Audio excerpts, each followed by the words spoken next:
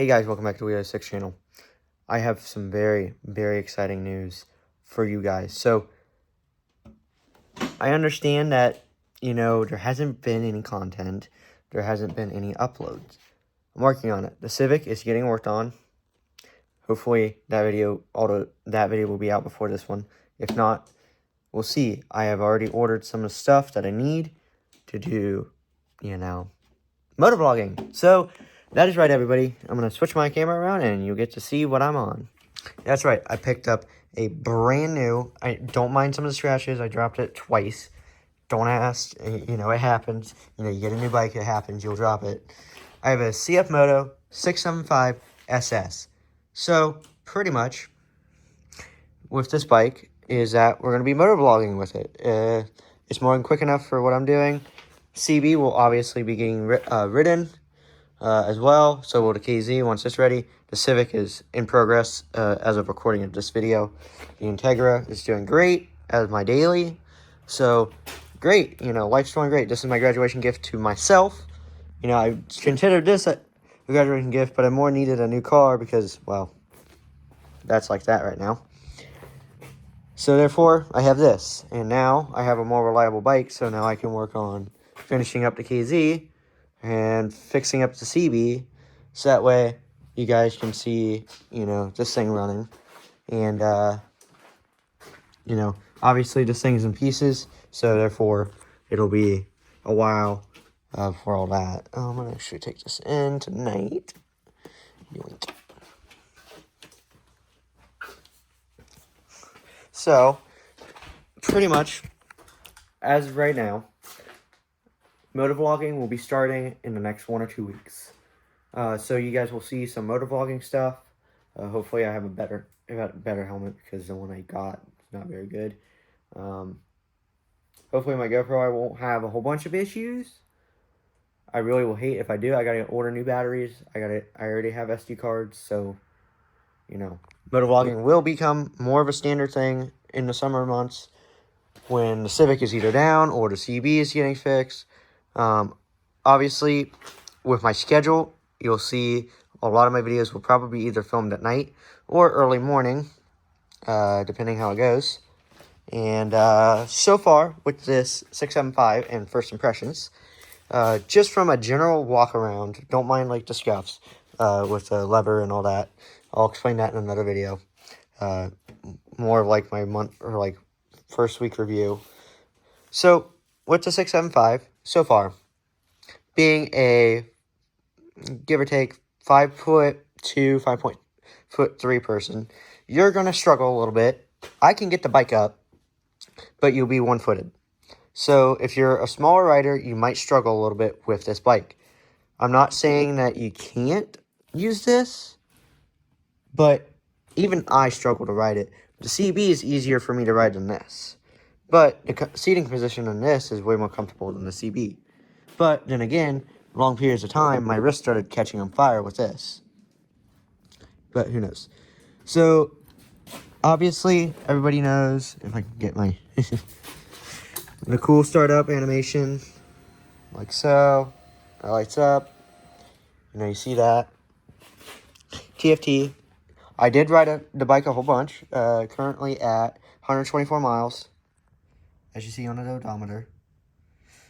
And the bike. Pretty decent on gas mileage. Let's see what I got so far. Total time, 5 hours. So, pretty much, with me riding this bike, you guys will see more content. Probably some not so legal things, air quotes. The bike will be getting new levers, obviously. I'm going to get all the special accessories, and hopefully I can get the lower sets. That way I can lower this down more to make it a little easier for myself to move it around. So that way I don't have to struggle. I'm probably going to get the low seats. That way it's better for me. And then on longer trips, I'll put this seat on. I'm getting rid of this. This will all be moved over into here. And so, yeah. Pretty much this. Y'all want to hear a nice cold start?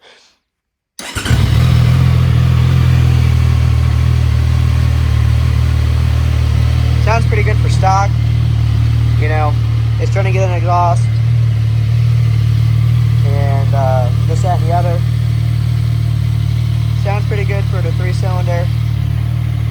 Give it a little bit of revs.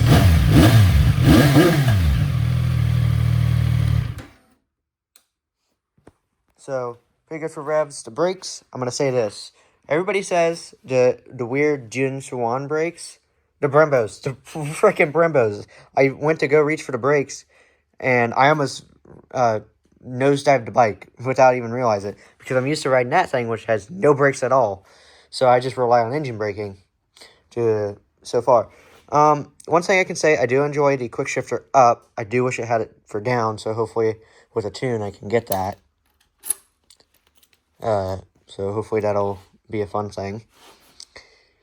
I did get the black version. It will get some wrap, and so it'll be more blacked out. As you'll see, it'll be getting a tinted visor. These mirrors will probably get rid of, because I don't like the way they look from this view. From the front view, they're okay. It's just because you can see everything compared to the mirrors. But I feel like it makes the bike too wide. So, we'll see how that goes. As you see, the JC1 brakes, pretty much Brembos. Stop on a dime, do really well. The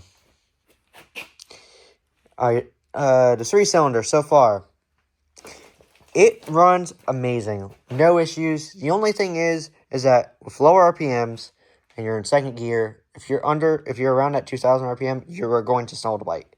I don't know why, but the engine will cut out on you for no particular reason, so you got to start it back up while you're moving. So just beware for those that are going to ride this bike. You know, just as first impressions right here, you'll get a full video once I get my mic in and everything for my cardo. And we'll go from there with full riding impressions. But the 3-cylinder, amazing, amazing, amazing. The sound, great. It is a little on the quiet side. I see why people want to swap it out, and that's completely okay. I'm planning on doing it because I just want a louder bike, because I want people to hear me. This bike's already fairly loud stock, which is honestly fairly impressive. Obviously, there's different noise regulations compared to cars to bikes, so bikes can be a little bit louder. But so yeah, I do like the blue accented wheels and all that type of stuff. It's got dual front calipers, and then the 3-cylinder, kind of see it. I mean, you can see where they budgeted, but I think they did a pretty good job on budgeting on the bike. All the touch points are very nice, you know, very high quality, you know, places that you don't really touch that often. Still pretty good quality for being a Chinese-made bike. And people saying, oh, hey, it's a cfmoto. It's not going to be the best for reliability. I've been rumping on this thing all day. Had not had a single hiccup besides me dropping it. That's it. So, people say, like, these Chinese bikes, it's the company that is the main thing. cfmoto has been making engines for KTM, I think Aprilia, and a few other brands. So, their engines are fairly reliable. Let's see how the chassis has been doing. Well, since 2023 or 2024, I don't remember, the 450SS came out. People put a lot of miles on them, and they're reliable. So people haven't had a single issue. Now, with these 675s, from what I heard, some of them do have oil burning issues. Okay, if it does have oil burning issues, then you get an extended 1 or 2 year warranty along with the bike from factory. So that could hopefully help, you know, with that. The key right here, pretty unique. I got the bike at Lancashire Sports Cycles. If you live in Ohio, go check them out. Pretty good salesperson, Brian. He's the one that got me this bike and helped me get this bike all in. Let's just see. For the most part, all the controls are pretty simple. It does have a built-in. For those that are not in the U.S., you do not get a stabilizer from what I'm seeing. That is an extra add-on, but in the U.S., you do get a stabilizer, but I think it's because higher speed laws, this requires a speed stabilizer or a steering stabilizer, which is very nice to have from factory. Not a lot of bikes have that. You have to add that on. So we'll see how that goes. through the life of the bike, because those are very common for wearing out when you have them. What else? Tires. I'm gonna say this: these tires ain't the best, but for what you're getting on the bike, they handle more than just fine. Just be aware that these are not going to handle like a Dunlop or a Pirelli or some sort of main brand tire, like a Bridgestone. What I would recommend, probably a Dunlop or a Pirelli, like a more sportier summer tire, and all that type of stuff. And then with the tail, I'm going to get completely different tail for it, because in my opinion, it kind of looks ugly. I don't like how this has a giant bar going across. I wish they kind of did what they did on the 450 SS with the integrated tail light in the tail, and then you can remove all that and have a tail. The TFT display is really nice. Phone connection, great. I haven't had a single issue. The only thing is you gotta connect your phone and then whatever audio device that you're gonna have connected to the bike, so that way you have it pass through the phone or through the bike into your headset, so that way you can control your media controls through your phone on the bike, which is really, really nice when you're doing longer trips, or you're just trying to change a song or turn up like a good song comes on. This, that, and the other. Has a pretty good tank. For those that haven't seen it, put it in, turn this, pops up backwards. Pretty big tank for what it is. Push it in, key turns, like so. Fold that up. Mirrors fold up, quite nice. For those that want to see me on the bike, I'll put the camera over here. Hopefully, it's a good enough view. So I am 5'2", and waist height is about where the seat is. Swing my leg over. As you see, I'm a little short. I lift up the bike. I'm going to struggle a little bit. I'm tiptoe. Move that out of the way. I'm tiptoeing. I can one foot it pretty easily, for the most part. When you're tough, this is what your riding position would be for my height. Pretty well. It's not too bad. If you have a small torso, you're gonna be leaning on your wrist a lot. My wrists do hurt from the long ride. I probably rode for over 7 hours today, putting miles on the bike, and that's been about all this. Weight wise, it is actually a fairly light bike, even for me. Even though I'm a small guy, struggling a little bit to get on and stand on this bike, it's all right. From my perspective, it is kind of like more of a Grand Tourer style bike, but then again, you're more aggressive on this than you would be like a normal naked bike. Speed-wise, it's very stable. At higher speeds, it does great. Weaves in and out of traffic completely fine at legal speeds. Has a USB in the front, so I'm going to try to see if they make a phone mount, I can get something for it, so that way I can have a phone mount over here, and it'll be nice to have.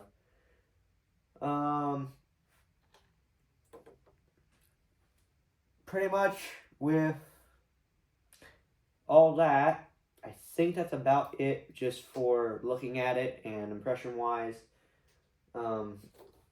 Obviously, out the door, you're going to be spending, with tax title and all the tariffs going on in the U.S., you're going to be spending $9,100. I would recommend putting money down. Not everybody has the ability to do that. I put $1,400 down to get this bike. So, I'm going to say this. If you're going to go and get one of these bikes, be financially responsible, ride responsibly, and treat your bike with respect, because this thing, if you're not careful, it will kill you. I mean, I'm used to riding a higher power bike because I have a CB650, which is rated at 72 horsepower. yeah, it's old, but it still get up and shoots for what it is. And, you know, having almost 100 horsepower underneath you is insane. Um, Obviously, we got, you know, these leader bikes that have 200 plus horsepower, and you're like, you get on them, you're like, what the fuck? Why is it so fast? Nobody needs this fast of a bike. I'm gonna have a full rant on this when I start riding, doing motovlog stuff. But just a gist of it, no one needs a 1,000 cc sport bike. Why do we need a 1,000? Is it because you want to be fast? Is it because you want to say you're balling? Because I say this, a 1,000 cc, you know, you're pushing the boundary of what you can do on the street anyway. And I say with this, I'm already am, because I'm not even kidding you, it takes 3 years and I'm almost at 80 mile an hour. Almost 100 mile an hour. And I didn't even realize it. And I'm like, oh crap, I gotta slow down. You know, and that's the thing, you know, you get on these bikes and you're wondering why, you know, you see this and you're like, well, blah, blah, blah, blah. 100 horsepower is perfect on the street. If you want to go racing, okay, maybe a 1,000 is what you need. But I say for street, I don't even recommend street racing. Honestly, there's too much at stake. You know, there's a lot of danger. There's a lot of traffic nowadays. You know, it's not like it's the 2000s, you know, nowadays. So, you know, you can't just get on a 1,000 and go race some Honda Civics and, you know, beat them. I mean, you still can. But what I'm trying to say is like, don't be going out on these things in street racing, or don't go out depressed because blah, blah, blah. Because riding, in my opinion, for me, it's a therapy. It's the therapy of you get on a bike, you feel the wind, you enjoy the ride, and then occasionally you have your spirited rides. So, you know, you get on it, you have your little bit of fun, and then you slow down, and then you enjoy the rest of your ride. You know, for some of those, you know, you want the adrenaline of speed. Well, this bike scratches that 600 itch that some people don't get, or that some people get. You know, you want a bike that revs to almost 16,000 RPM. This is not going to be the bike for you. I recommend going and go get like a CBR 600 RR, R6, an older one. Kawasaki's 636. I was thinking about getting one of those when I was when I was going to go look at a bike, and I saw this was here, and this was the best deal that I could get for the price. And so far, I'm very much enjoying this bike for what it is, for the price. You guys will see more videos up to come. And I'm going to say this with break-in period before I go. Ride the bike how you're going to ride it. Now take it easy. Don't beat the absolute living piss out of it. But ride it how you're going to ride it, because that bike's going to respond to how you ride. And I know for some people, well, I get this bike and I sell it 5 years down the line, well, someone just babies it. If they baby it, they're going to have problems. But then again, when I was trying to do low speed stuff, this bike did not like it. Now, it'll do it, but it doesn't like under 20 mile an hour. So, what I recommend, ride how you ride, feel how you ride, respond how the bike responds to you. You're learning each other. Same thing with cars. My Integra is learning how I drive, and how, it's getting easier every day for the both of us to work together. Same with this bike. So, I had this bike today, as of recording. So, I hope you guys will enjoy this video. I hope you will be happy seeing actual motor vlogs and some grip rides with some friends. Hopefully they'll all get some GoPros and Cardos up. And we'll go from there. Please hit that like, subscribe. I know I haven't been posting a lot, and I'm trying to get more content out. I'm coming up with ideas. It's just with my schedule, I am up very late in the night, and I'm up very early in the morning, and I sleep during like everybody's normal hours. So we will see how things go with my timing. Some videos you'll probably see early morning with cars, and then some videos at night with the bike. I do have my temporary, so you won't see any night riding yet. You'll probably see some night rides or tailgate drives upcoming soon. I do plan on getting a new camera, not just using my phone, but as well as for action stuff, so cars, bikes, working on stuff. So I thank you guys for watching. I'll see you all on the next one. Peace out, and everybody have a good one.